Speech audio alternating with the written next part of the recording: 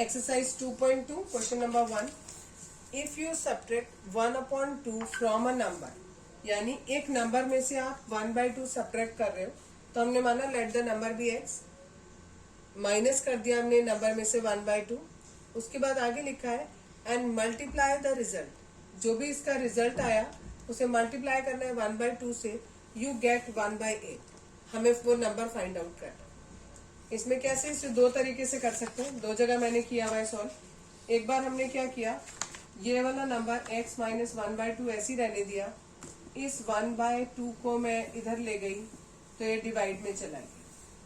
ठीक, 1/2 मल्टीप्लाई में था तो ये डिवाइड में चला गया. डिवाइड के साइन को मैंने मल्टीप्लाई में कन्वर्ट किया तो ये वाला रेसिप्रोकल हो गया 2/1. 2 1 एंड 2 4 8, ये कैंसिल आउट हो गया. यहाँ बचा केवल 1/4 और यहाँ बचा x माइनस 1/2.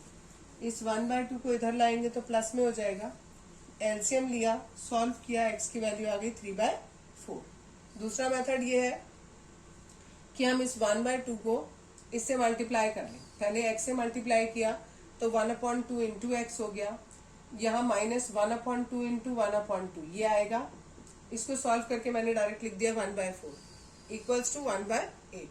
यहाँ 1 इंटू एक्स करेंगे तो खाली x लिख दिया मैंने और नीचे अपॉन 2 एज इट इज. इस 1/4 को उधर ले गए तो ये प्लस में हो गया. एलसीएम लिया, सॉल्व किया, 3/8 आया. यहाँ x के साथ ये 2 एक्स्ट्रा है, वो भी डिवाइड में, तो उधर जाके मल्टीप्लाई हो जाएगा. सॉल्व करेंगे, it is also 3/. Second question, the perimeter of rectangular swimming pool is 154. एक रेक्टेंगुलर स्विमिंग पूल दिया है, उसके पेरीमीटर आपको इतना गिवन किया है. आगे दिया है its length is 2 metre more. Length is 2 metre more than twice its breadth. तो हमें क्या दिया हुआ है, लेंथ इसका मतलब इक्वल टू 2 मोर देन, तो 2 मोर कर दिया. ट्वाइस इट्स ब्रेथ, तो ट्वाइस इट्स ब्रेथ. अब हमने ब्रेथ मान ली x, तो यहाँ b की जगह x आ जाएगा. तो लेंथ हमारी हो जाएगी 2x प्लस. अब पेरीमीटर निकालना है. पेरीमीटर का फॉर्मूला लिखा, 2 ब्रैकेट में l प्लस b. पेरीमीटर हमें 154 दिया है, 2 की जगह 2 रखा, l की जगह ये 2x प्लस 2 रखेंगे और b की जगह पर ये x रखा. ठीक है, अब ये 2x और ये x मिलाकर हो गया 3x और ये प्लस 2 एज इट इज. अब ये 2 देखो, ये 2 एक्स्ट्रा, इसको हम नीचे ले आएंगे मल्टीप्लाई, वो सॉरी डिवाइड में. इससे डिवाइड करेंगे तो 77 आएगा, इक्वल टू हुआ 3x प्लस 2 की. अब ये 2 एक्स्ट्रा है प्लस का, इसको लेफ्ट साइड में लाएंगे तो माइनस का 2 हो जाएगा, ये 75 हो गया. 3 एक्स्ट्रा है, मल्टीप्लाई में डिवाइड में पहुंच जाएगा तो आएगी वैल्यू 25. ठीक है, अब ब्रेथ हो गई यानी 25 मीटर. ये मैंने मीटर लिखा हुआ है, कंफ्यूज मत हो जाना, दिस इज मीटर.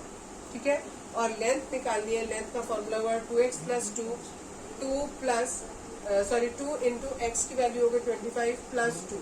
इन दोनों को मल्टीप्लाई किया, आ गया 50 और प्लस 2, दोनों को ऐड करेंगे तो हो गया 52. Question number 3, the base of an isosceles triangle is 4/3 centimetre. एक आइसोसेलेस ट्रायंगल दिया है, इसका बेस आपको इतना गिवन किया है.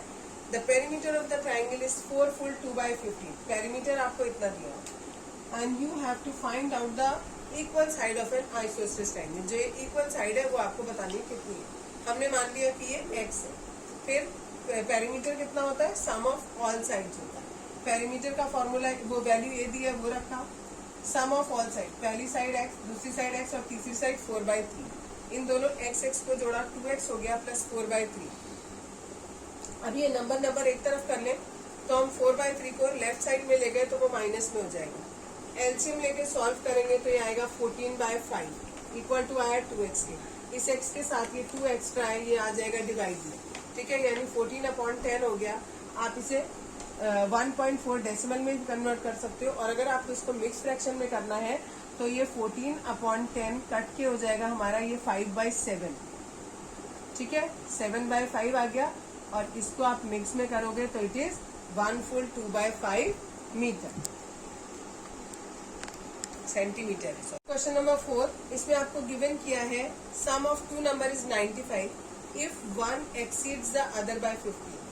2 नंबर है, उनमें से एक नंबर दूसरे नंबर से 15 ज्यादा है. तो हमने पहला नंबर अगर x माना तो दूसरा नंबर हमारा x प्लस 15 हो जाएगा. फिर अकॉर्डिंग टू क्वेश्चन हमें दोनों नंबर का सम, यानी पहला नंबर ये था और दूसरा नंबर ये था, इन दोनों का सम कितना दिया, 95 दिया. तो हमने दोनों को जोड़ दिया. x हो गया 2x plus 15 as it is, 95 as it is. 15 को उधर ले गया राइट साइड में तो माइनस हो जाएगा, माइनस के 80 आया। x के साथ ये 2 एक्स्ट्रा इसको नीचे लाए तो x की वैल्यू आ गई 40, यानी x की वैल्यू अगर ये हमारी 40 आ गई तो ये हमारा 40 प्लस 15 इट इज 55, यानी एक नंबर 55 हो गया और दूसरा नंबर 40 हो गया। Question number 5, 2 numbers are in the ratio 5:3 if they differ by 18। 2 number दिए हैं, दोनों नंबर का रेशियो आपको 5:3 दिया है, तो हमने माना let the numbers be 5x and 3x। ठीक है, तो अकॉर्डिंग टू क्वेश्चन क्या हुआ, दोनों नंबर का डिफरेंस आपको दिया हुआ है 18 के, तो दोनों नंबर को हमने माइनस किया इक्वल टू 18, माइनस करेंगे 2x आएगा इक्वल टू 18, x की वैल्यू आ गई 9, यानी हमारे जो नंबर थे वो कितने हो गए 5 इंटू एक्स, पहला नंबर था 5x, तो 5 into 9 is 45, the first number is 45 and second number is 3 into 9 that is 27। Clear. Question number 8, question number 8 में दिया है 3 consecutive integers are such that when they are taken in increasing order and multiply by 2, 3 and 4 respectively they add up to 74, find the numbers.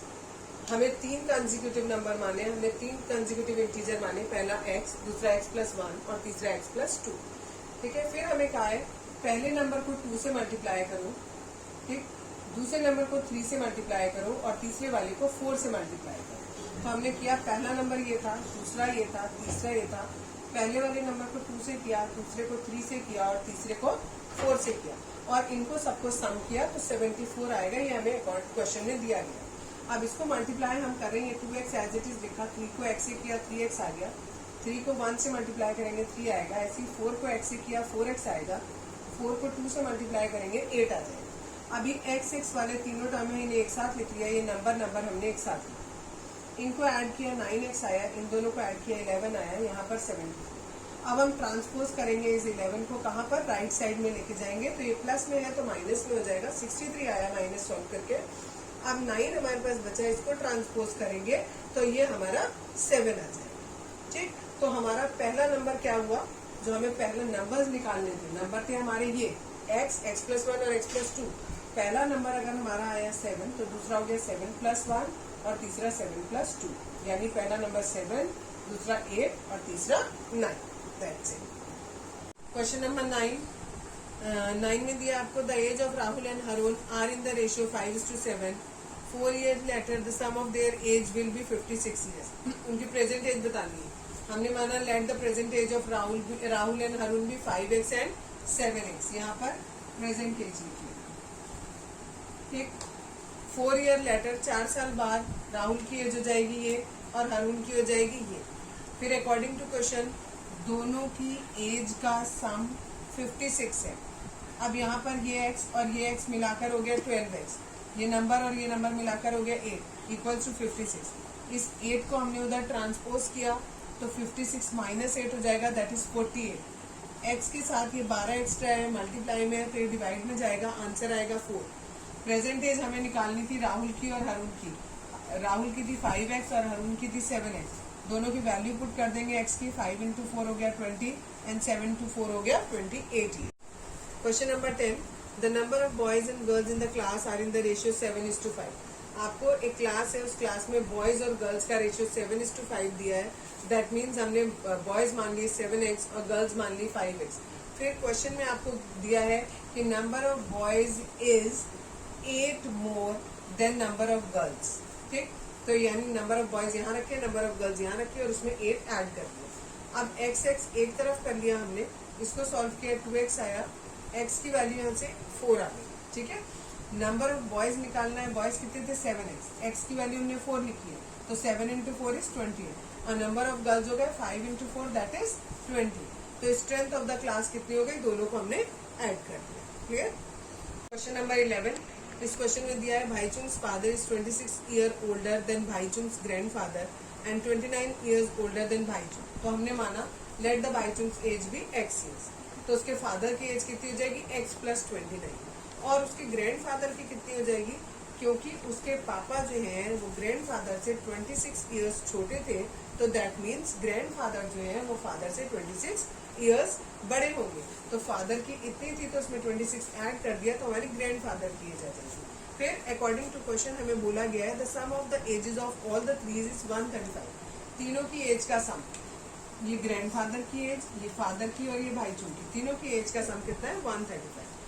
X x एक साथ count कर लिया, number एक साथ add कर लिया, इक्वल्स टू 135। इस 84 को इधर ले गए, माइनस किया तो 51 आया, एक्स की वैल्यू निकाली 17, तो भाईचुंग की एज हो गई 17, उसके फादर की हो गई x plus 29 that is 17 plus 29 that is 46 year, और उसके ग्रैंड फादर की हो गई x plus 55 that is 17 plus 55 that is 72 years. ठीक। Question number 12, 15 years from now Ravi's age will be 4 times his present age। हमने माना let the present age of Ravi be x years, और question में बोला है आफ्टर 15 ईयर की बात कर रहे हैं, तो हम पहले अपने हिसाब से निकालते हैं। अगर इस समय रवि की एज x ईयर है तो ऑब्वियसली 15 ईयर्स बाद उसकी एज x प्लस 15 हो जाएगी, लेकिन क्वेश्चन में बोला है कि रवि की एज 15 ईयर के बाद 4 टाइम्स हो जाएगी उसकी प्रेजेंट एज की। प्रेजेंट एज थी x, उसका 4 टाइम्स हुआ दैट मीन्स 4x, यानी ये भी उसकी 15 साल बाद की एज है और ये भी उसकी 15 साल बाद की एज है। दैट मीन्स ये दोनों के दोनों इक्वल होंगे। सॉल्व करेंगे, इस x को हमने यहाँ ट्रांसपोज किया, 1x हो गया इधर माइनस में, इन दोनों को सॉल्व किया 3x आया, x के साथ ये 3 एक्स्ट्रा है, इसको हम डिवाइड में ले गए, x की वैल्यू हमारी 5 आ गई, यानी रवि की प्रेजेंट एज इस समय 5 ईयर्स है। Question number 13. A rational number is such that when you multiply it by 5 by 2 and add 2 by 3 to the product, you get minus 7 by 12.